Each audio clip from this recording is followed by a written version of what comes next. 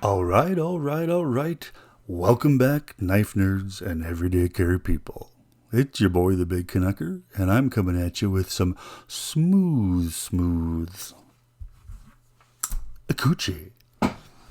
All right, I'm just kidding there, guys. A little bit of ASMR. I just found out what the hell ASMR is. And I gotta say, if you're listening to this on some headphones and the sound of cracking chips out of a Pringles can gives you an erection, man, oh man, I gotta say, hats off to you because you can be happy no matter where you are. All right, it's weird. I just stumbled across ASMR. All right, a little off topic here. The Spyderco Ikuchi is something we're going to be having a look at today, and I was so looking forward to this knife getting here, and for good reason. You know, not a bad little blade whatsoever. Not knocking my socks off, but you know, something that it's I'm going to have a lot of fun with. But let's have a quick size comparison.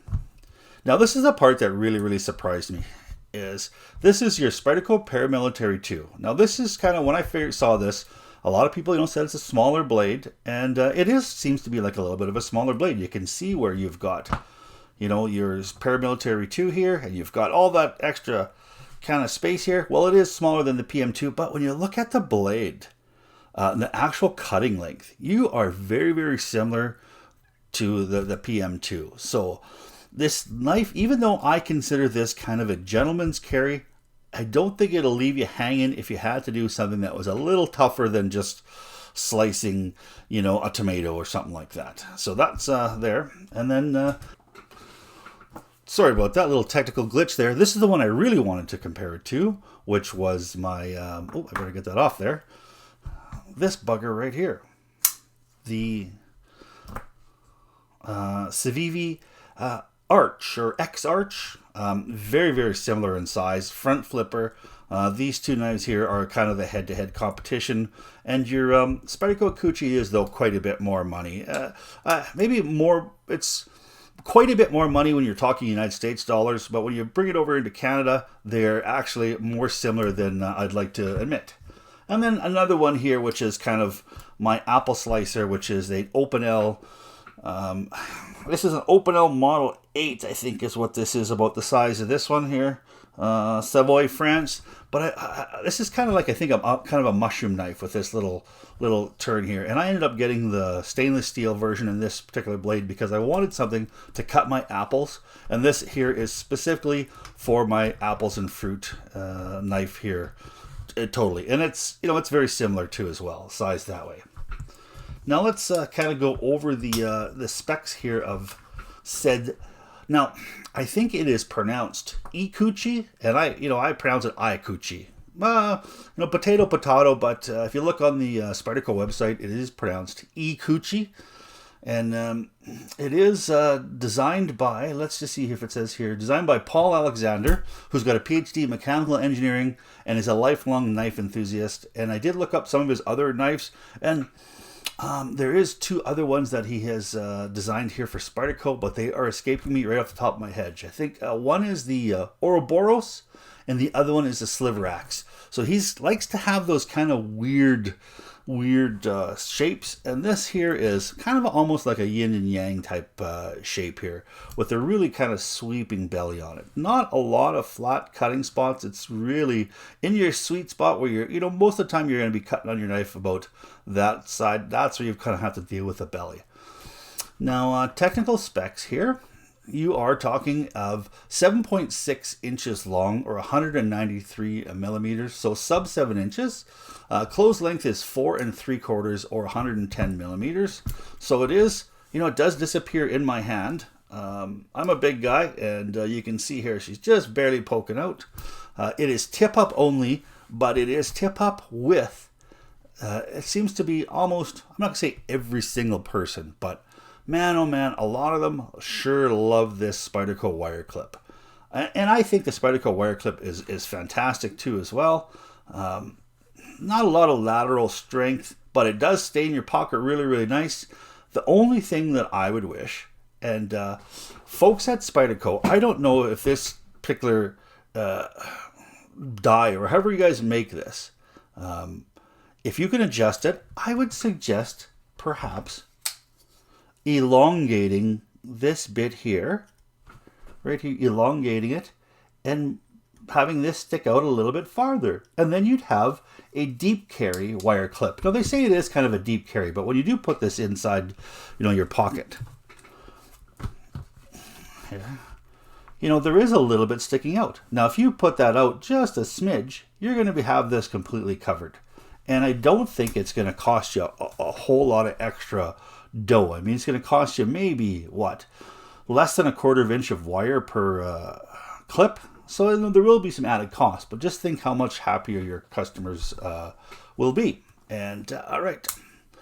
So blade length here is 3.26 inches long with an edge length of 3.18. And I just don't know. I have to look up the Spyderco Paramilitary 2 stats.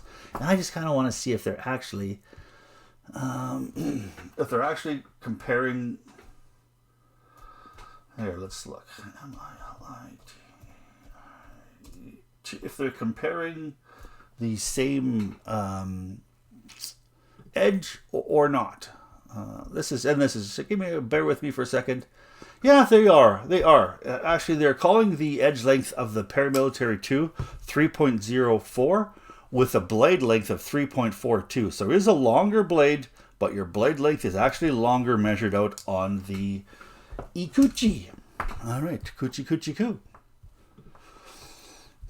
Now, this is here, I think, a very polarizing handle. It is the carbon fiber laminate with a G10. So it's got G10 base with looks like a laminate carbon fiber over top of it. I think it looks great. I think it looks sharp. But a lot of people sure complain about the feel of it. It doesn't feel, I think, as rich as, say, something like the Spyderco, some of the other Spyderco, and even I would say Benchmark, Benchmade carbon fiber. It just doesn't seem as rich and as smooth and as I don't know. Sometimes you can feel something and rub your hand on it, and you know that that's a quality, well expensive piece. And I don't really get that a whole lot from the laminate G10. I like the way it looks though, and it does add a little bit of strength to it and a little bit of texture to it too as well. Now it is the compression lock, so it is very, very fidget friendly, and it is made in Taiwan. So the fit and finish is fantastic. Taichung, Taiwan. And I mean, the blade came completely centered. There's no rubbing on it whatsoever. It is smooth as can be. Extremely smooth knife, especially being there's no ball bearings in here whatsoever. It's actually got the bronze phosphor washers on here. And I do believe there might be, with the CQI version, there is, I do believe, a pivot bushing too as well. So that might contribute to the smoothness. But it is drop shut. And it rockets right out. So I had some early Spyderco flippers, and I was not impressed with the whatsoever. One of them was oh darn it, I can't remember it, but it had a very similar style blade. So it came in two different ways. They were titanium frame locks with both similar sized blades, but one of them was like a 1 and one was a 2, and one of them had a blade similar to this, and the other one was a leaf style blade. I'm sorry, I apologize, I can't think of it, but it had horrible flipping action. It had ball bearings, but it was back in the day when you had the really thin washers that they'd press the ball bearing in there, they'd concave, and you had terrible, terrible action. The detent wasn't dialed in whatsoever, and it was a horribly flipping knife. I ended up selling it, trading it actually for my Native 5 lightweight, and hey, I think I got the better of the deal on that bugger there. But let's just see here what else we've got. CPM S30V, which I think is fantastic steel. S30V sharpens, hair whittling sharp, keeps a good edge. It's very stainless. It's very tough. It is a great all-around steel. And then the other thing here too as well, it is a fully flat ground. And how thick is this bugger here? 2.5 millimeters. So it is, a nice apple slicer. If you're cutting tomatoes and apples like this, I think it's fantastic. You're not going to be, because sometimes you get something a little too thick and you start to cut into, especially an apple, and they break up. And I hate that feeling. But With the apples, I tried peeling an apple with this really kind of belly blade on it, and it just wasn't super comfortable. I missed having a little bit more of a flat spot. So, I mean, it does have, it's not a perfect knife by any stretch of the imagination. And just to finish off the technical aspects about this, you're looking at 2.4 ounces. So really, really light blade on this. Really, really light overall package. So, you know, if you've got a set of, let's just see, sweatpants on, or you've got some slacks on, that you're in a suit and you don't want something bulky in your pocket, this is going to be, I think, a knife that you can throw in there, and it's going to be extremely classy, and it's also big enough and enough blade on it that it's going to be able to get some work done if you need to. But I mean, this is not a hard-working EDC knife that you're going to take to the carpet factory and be slicing through, carpet for 10 hours out of a day, and, breaking down, thick cardboard boxes and stuff like that, and doing a lot of twisting with this knife. That's not what this knife is designed for. This knife is designed to open up smoothly. If you're a flicking guy, it's designed to be a good flicker, although I do miss the fact that there is no thumb flick or, middle finger flick. I miss that, but you can, use your finger here to rocket it out, or even your thumb. Just like that. So it is satisfying that way to open, but I still miss the Spidey flick. Now, would I recommend this knife? I don't know. Like, overall, when I first got this knife, I was, I was impressed with how smooth it was. I was impressed with how they've got the detent dialed in. I was impressed with the fit and finish. It's extremely, it's a nice looking knife. But I just found myself, when it was in my pocket, I'd pull it out and I'd flick it around for a little bit, but I was thinking about other knives, And that almost sounds like, you're cheating on your girlfriend or your wife. You're thinking about, looking isn't touching. Thinking about, maybe sometimes a little bit it is. I felt like I needed to cheat on this Ikuchi. I was missing my my Spyderco, swayback. I was missing that. I really, really enjoyed that, and that's what I'm actually carrying today. Oops, I'm carrying my Spyderco swayback today because I don't know. I just missed other knives. The Spyderco Shaman. I had this in my pocket, and I found myself a couple of times saying, well, I might have to do a little bit of work. I better switch it out with the Shaman, and I did switch it out. And that's not something I think that you want to have a knife. Like, I mean, if this is this on a scale, because you've got the big Canucker scale of 1 to 10, and if this was a 9 or a 10, I wouldn't be thinking about it whatsoever. But it just didn't completely wow me 100% right across the board. And perhaps that might have been expectations, but when I was cutting, I ended up, because it is a nice thin blade, I wanted to peel an apple. I cut some apple up with it.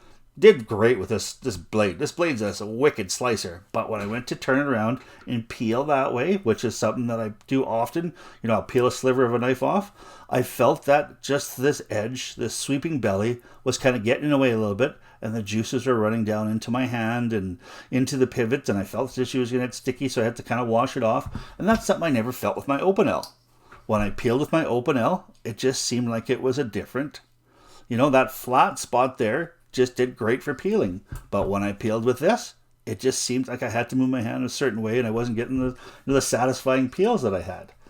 I cut into some cardboard with this, and as I was cutting, it just seemed like rather than hit the bottom, this belly just kind of, the way the draw cut deal, it was almost like it knocked the knife out. And I went and got, Spyderco Arch, and same thing. I missed that flat spot. So I'd cut, and I was able to cut straight down. Where this one, when I'd cut, it would kind of kick the knife out. It was just a really weird kind of feeling.